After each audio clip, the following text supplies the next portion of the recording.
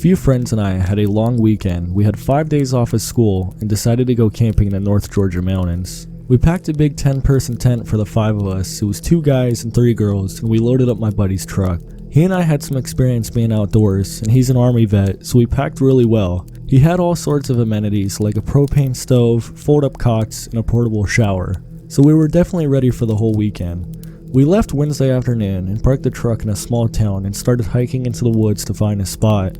It was a fairly normal hike until we got about 4 to 5 miles in. The first time we noticed something strange was when we came into a little clearing in the woods with a big pond. We stepped into the open area and everything stopped. No birds chirping, no squirrels running around, even the clouds and wind seemed to stop moving. My buddy and I both thought, well crap, there's gotta be a predator nearby. We took out our handguns just in case. I've never seen a bear in Georgia, so we figured it was a mountain lion or maybe some coyotes. My friend and I were looking around the edge of the clearing and he grabbed me. He nodded across the water, and when I looked, I saw what seemed to be a woman standing just at the tree line. She was maybe 150 yards away. We assumed she must live somewhere nearby, and so we continued walking past the water and clearing. As we headed back into the woods, I looked over my shoulder at where she was standing, but she was gone. The sounds of the forest returned once we got into the trees. We made a campsite about 2 miles past that, as it was getting late and we didn't want to be stuck building camp in the dark. We got everything unpacked, set up, and built a fire. We popped a couple beers and sat down to hang out. There was a girl I was interested in on the trip and we had been flirting. So after a couple beers and the sun went down, we snuck away from the fire and into the tent. After a few minutes of fooling around, she stopped and looked at me funny. I asked what was wrong and she just said, "Nothing, it just got really quiet." We both quickly got up and headed outside to the fire. The others hadn't noticed anything strange and were just joking around with us. On the first morning, we found that the propane stove had been turned on but not ignited and had gone empty overnight. None of us had used it. The second morning, we noticed some things had gone missing. A lantern we left outside by the fire was gone and my crush's sweatshirt was gone as well. We figured we just misplaced things or someone had used them and put them somewhere else. During the second full day, we were looking for a waterfall that we read online was in the area. We were following the river upstream when everything went silent again. My buddy nudged me while we were walking and pointed up to the top of the hill next to the river. I looked up through the trees and was just able to make out the figure of the same woman, same clothes and all, just standing. I couldn't tell if she was looking at us or not, but she was just standing there. My buddy told the girls he thought he saw a mountain lion following us and was gonna scare it off. He hustled up the hill making a lot of noise and came back about 10 minutes later. He said he scared it off to the girls, but he told me aside that the woman wasn't there when he got up there. We found the waterfall and put it out on our minds as the girls decided to skinny dip in the river and have some fun. We hiked back to camp and found it a mess. It wasn't totally trashed, but it was clear something had gotten into our stuff. We told the girls it was probably raccoons, but we both brought our guns to bed with us. That night is when things went sideways. I remember waking up because my crush was squeezing my arm. I opened my eyes and she hushed me before I could ask what was going on. There was a complete silence all around the tent. I looked across the tent and my buddy was sitting halfway up looking around. We both stayed awake for the next 2-ish hours until the sun started coming up and then packed our stuff and we headed out. The entire hike back to town was eerily silent. There were a couple points I thought I saw the woman through the trees but never got a clear sight of her. We avoided the lake completely and got back to the truck in what seemed like half the time it took to get out to the camp. After we were safely on the road back home, the girls and my buddy all started to tell everyone about the moments they thought they heard or saw the woman all weekend, but were too freaked out to mention it out loud. They were hoping she would just go away if we ignored her. The wild part was that none of us could describe her face. It's almost like it was blurry. No idea who she was, but I've never been camping or hiking at night since.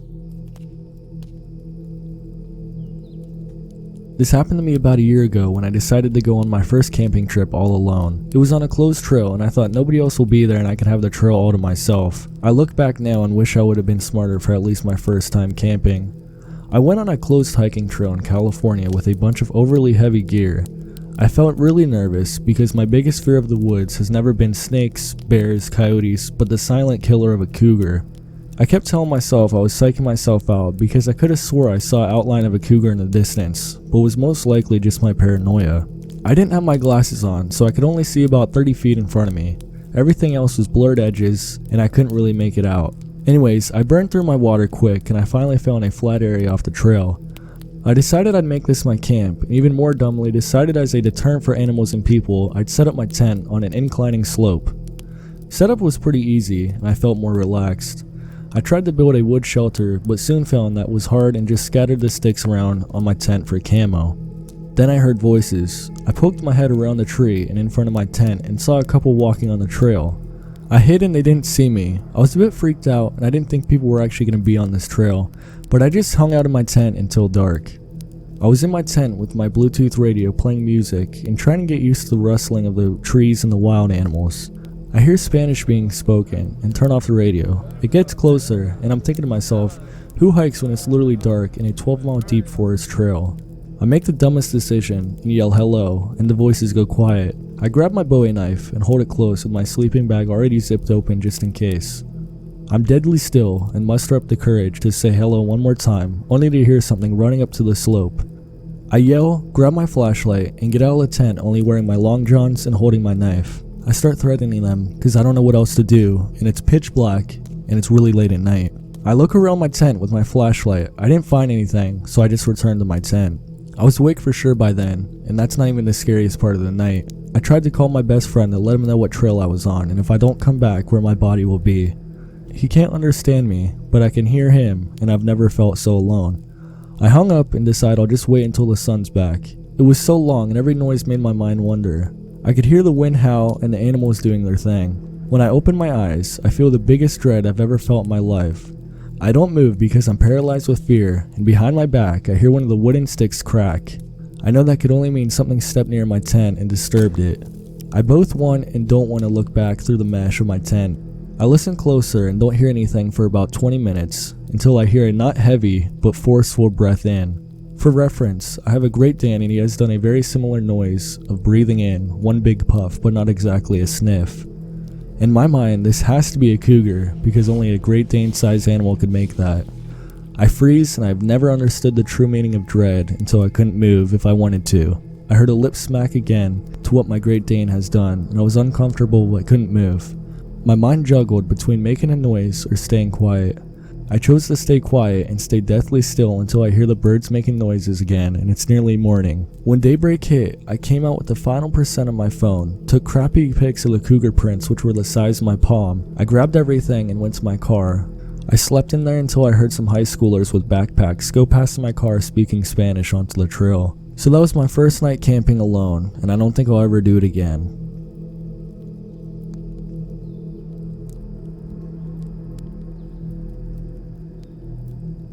I love the outdoors and I'm kind of a loner, so I have several stories from times I was out adventuring alone. Lots of encounters with animals, but the most disturbing were run-ins with other people in places they shouldn't have been, but one stands out to me. I was driving up in the mountains in western Colorado on a road that led to a now-deserted ghost town that used to be a mining town in the late 1800s. On my map, the road ended at the ghost town, and I planned to hike a few miles into the woods and camp and hike around for a few days up there. It was high altitude, rapidly changing weather conditions, and no cell service. Driving up the steep road, my car began to overheat. I reached the town site as the engine temperature reached the critical point. I turned off the engine, popped the hood, and determined that while the car was not totally disabled, it would have to cool down for several hours before I could drive it anywhere. My new plan was to let it cool down completely and hope that I could drive back to the nearest town that night without overheating it again. It was all downhill, so I could probably roll for most of it if need be.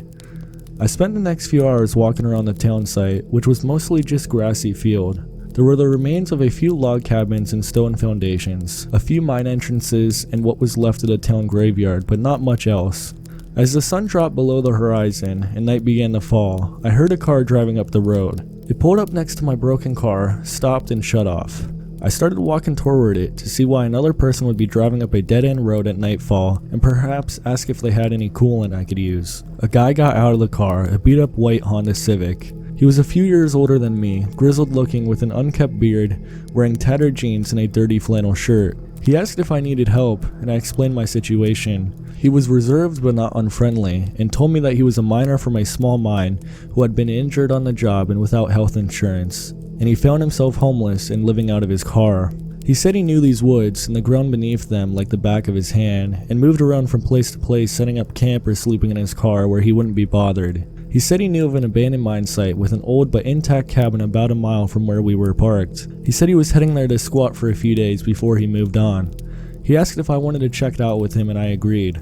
I got my pack from my car, which contained, along with the usual camping stuff, my .44 Magnum revolver. I usually keep it loaded when on adventures like this, but only have the 6 rounds in the cylinder with no spare ammo. I carry it for defense for animals mostly and holster it on my belt.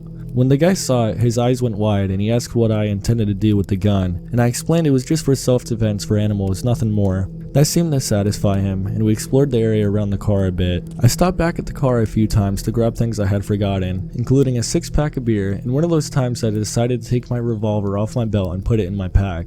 I knew I felt something off and was on my guard the entire time I was around him. I even made a note describing him and recording his license plate number in a notebook in my pack, in case I disappeared and someone needed to know what happened. These are the kinds of precautions I take when I want to undertake risky adventures. We hiked a short distance to the mine site, which was one old cabin, a dilapidated steel derrick above a vertical mine shaft, and a bunch of junk thrown about. After stashing my pack in the cabin, we walked over to the mine site. We climbed up on the derrick and sat on a small platform as I shared my beers with him. He said this vertical mine shaft was about 700 feet deep, which he knew because the mine he had worked in had horizontal shafts that intersected this one. We dropped our empty beer bottles down the shaft, listening for them to smash at the bottom, but they just disappeared into the blackness. We had some more fun throwing old tires down the mine shaft before going back to the cabin to set up for the night. The inside of the cabin was full of trash, but there was a cast iron stove in decent shape. We lit a fire for warmth.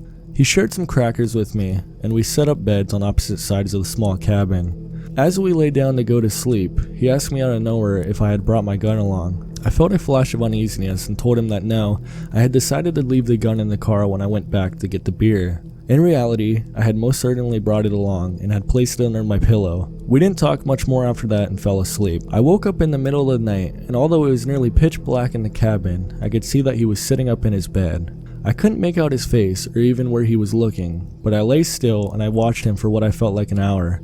He never moved, and I eventually fell back asleep. We were awoken in the morning by someone knocking on the cabin door. He and I both looked at each other wide-eyed, sure we were about to be confronted by whoever had title to the old cabin. After waiting for several minutes, we crept to the windows of the cabin and looked out. No one was there. A bird of some kind had been pecking on the cabin walls, which sounded exactly like knocking. We packed up and went outside, and he asked me to help him look around the woods for stuff he had hidden a while back and wanted to retrieve. I helped for a little while, but we didn't find it, and I was restless to try to get my car back down to the nearest town and start figuring out how to get home. We parted ways, and I hiked out of the woods to my car, which started right up and headed down the mountain. I got home late that night and started putting away my gear. I got to my revolver and, out of habit, opened the cylinder to unload it now that I was home. To my surprise, it was empty. I thought everything I had done since the last time I checked the gun. I know it was loaded when I put it under my pillow. I thought about everything I had done since the last time I checked the gun. I know it was loaded when I put it under my pillow. I never unloaded it or even removed it from my pack between the cabin and my house. I went through everything in my pack, every pocket and gear bag. I went outside and looked through the entire car. There was not a round to be found. In the middle of the night while I slept, the homeless man had found my revolver under my pillow, unloaded it, and returned it to where I had put it without waking me. He had a loaded gun inches from my head and I never even knew about it. I have no idea what his intentions were.